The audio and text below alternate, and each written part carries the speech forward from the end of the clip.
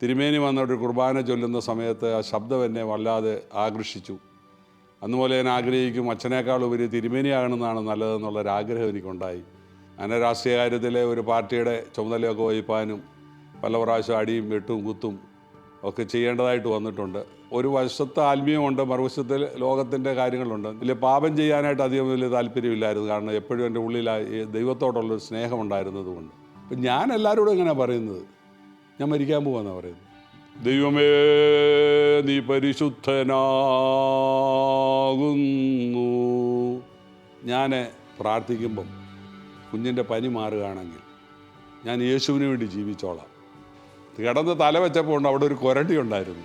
അപ്പം പറഞ്ഞ യാക്കോബിന് തലവണ കൊടുത്തെന്ന് പറഞ്ഞ പോലെ എനിക്ക് ദൈവം ഒരു കൊരണ്ടി വെച്ചിട്ടുണ്ടല്ലോ എന്ന് പറഞ്ഞ് അവിടെ കിടന്നുറങ്ങി.